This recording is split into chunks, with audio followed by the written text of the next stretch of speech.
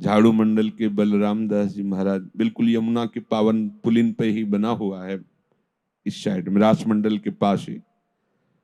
वैसे वृक्ष के नीचे बैठे हुए थे तो माताएं बहनें यमुना अवगाहन कर तो वस्त्र आदि, ये नियम है कि यदि आप यमुना के तट पर बैठे हैं तो दृष्टि संभालिए, क्योंकि स्नान के बाद वस्त्र आदि शरीर में, तो अगर हमारी अचानक दृष्टि जाती है तो प्रणाम मुद्रा होकर दोबारा उधर दृष्टि न जाए। अगर दोबारा दृष्टि गई तो फिर आपका मन मलिन होने लगेगा और वो अपराध माना जाएगा। तो आप तो भगवत प्राप्त महापुरुष झाड़ू मंडल के बलराम दास जी महाराज, दृष्टि गई तो काम जागृत हो गया। अरे वृद्ध मूर्ति, निर्मल हृदय, हलचल पैदा हो गई। सब शिष्यों को बुलाया और कहा अब हम प्राण त्यागने की हमारी इच्छा हो गई। ये सब क्या हो रहा है? सब लोग घबरा गए, बोले नहीं नहीं, अब हम अपने शरीर में प्राण नहीं रख सकते। तो महाराज जी कारण तो बता दीजिए, क्या प्रभु का संकेत है या कोई? बोले नहीं, अपराध बन गया। क्या? कोई माई स्नान कर रही थी, उसके शरीर को देखकर हमारे मन में मलिनता आ गई। समझ गए?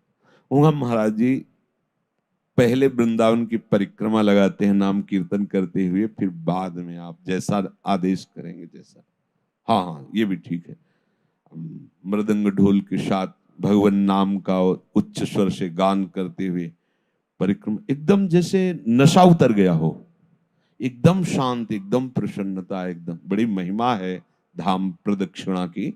भक्ति के 64 अंगों में प्रदक्षिणा भी एक अंग है। तो उनका अरे ये कैसे हमारे अंदर वृत्ति आ गई थी, कितनी निकृष्ट!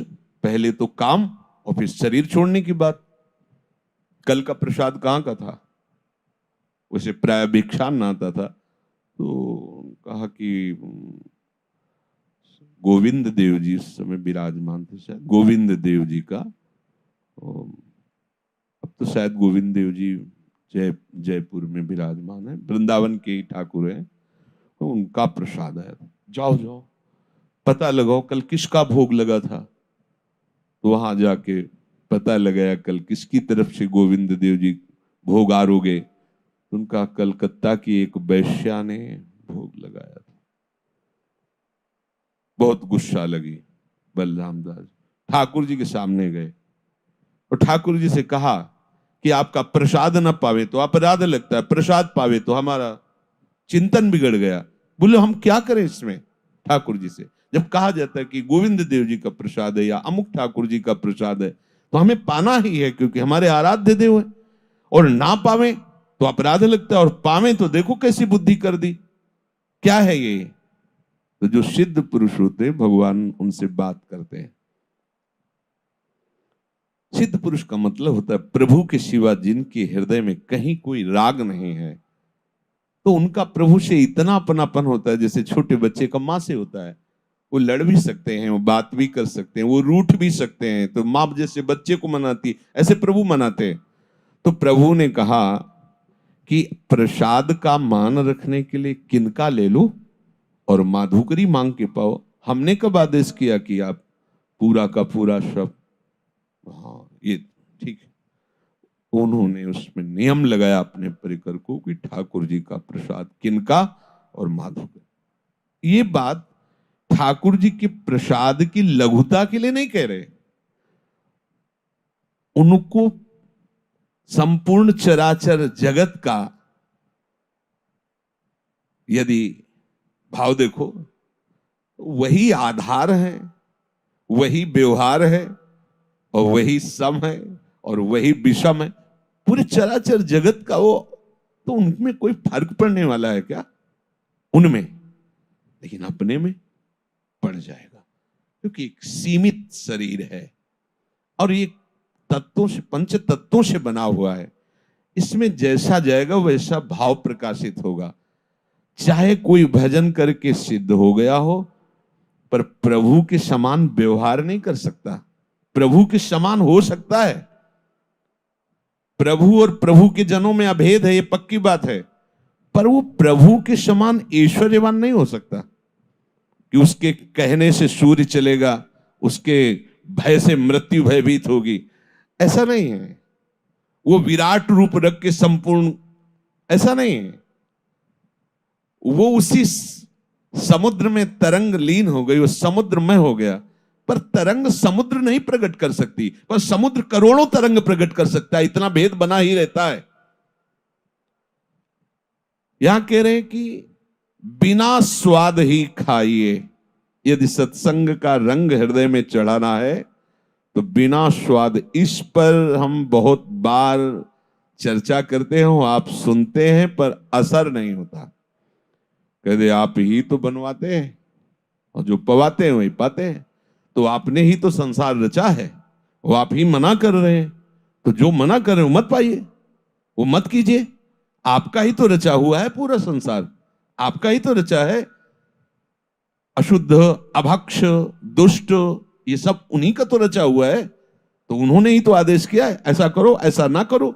जो कहते हैं ना करो वो ना करो, उसमें थोड़ी कि आपका ही दिया हुआ है, तो फिर और कुछ भी आपका दिया हुआ है। ऐसे ही आपको समझना होगा। कुछ समय तक आप थोड़ा लड़िए इस बात में, फिर आपका स्वभाव बन जाएगा। बहुत आनंद आता है भजन में। ये भोजन चौपट कर देता है भजन को, और ये भोजन ही भजन में तन्मय कर देता है। दोनों बात समझ लीजिए।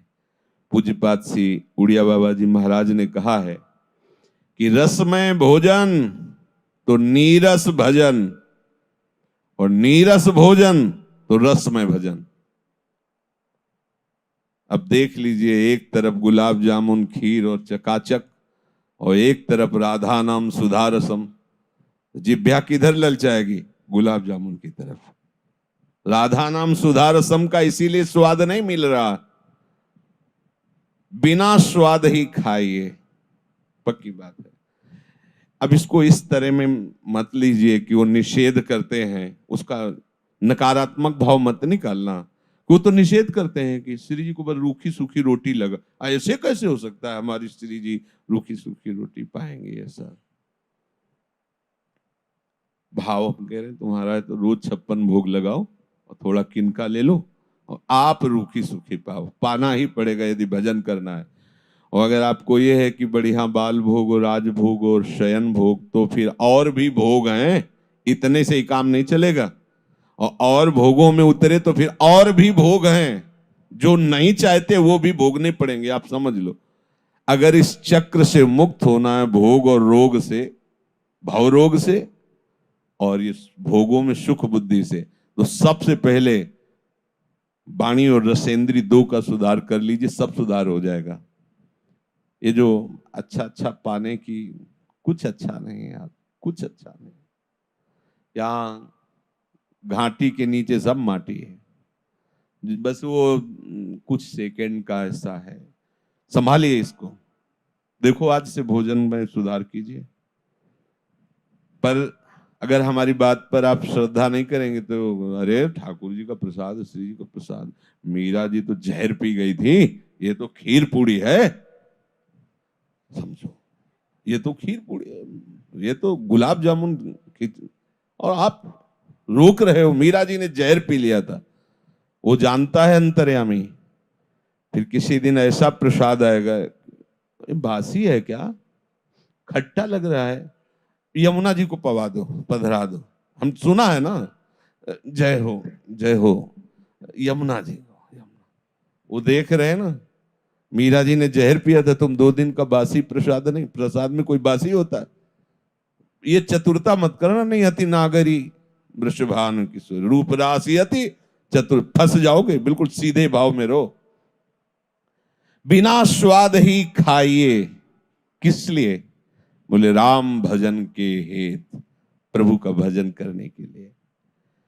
चरण दास कहे सूरमा, वही योद्धा है भगवत मार्ग का, जो इसको सुधार ले।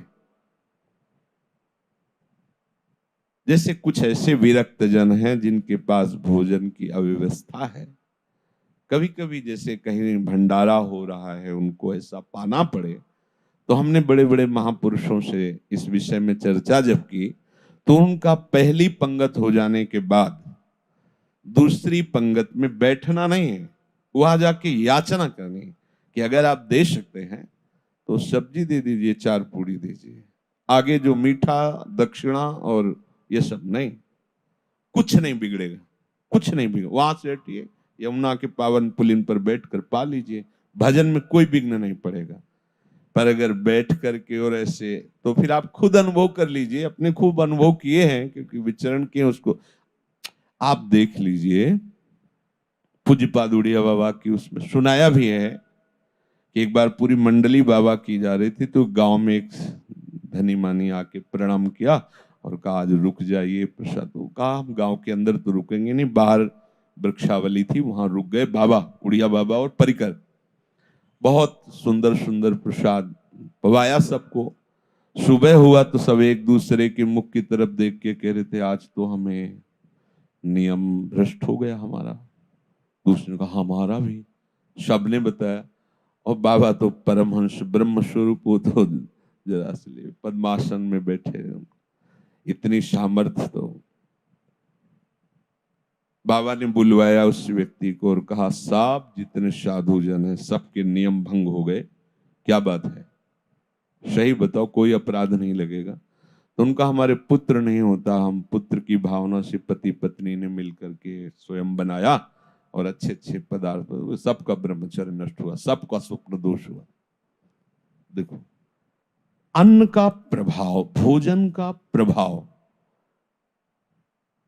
इसीलिए विरक्त को भिक्षान्न, किसी एक का अन्न नहीं, बस उसमें जो ये देखना है कि जिस दिन बहुत रुचिकारी भोजन हो, जो बहुत अच्छा लगता हो, उसको थोड़ा ले लीजिए, बकाया मत लीजिए।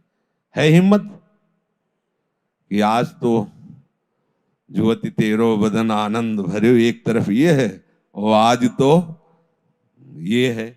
अब उधर से ये हम सत्संग का असर कैसे हमारे ऊपर हो उसकी बात कर रहे हैं। बिना स्वाद ही खाइए राम भजन के हेत, चरण दास कहे सूरमा, ऐसे जीतो खेत। ऐसे ऐसे चलो तब जीत जाओगे, इस माया की रणभूमि में तुम विजय प्राप्त करोगे। उसे सूरमा कहा है। वही बलवान है जो वर्तमान में उपस्थित भोग का त्याग कर सके।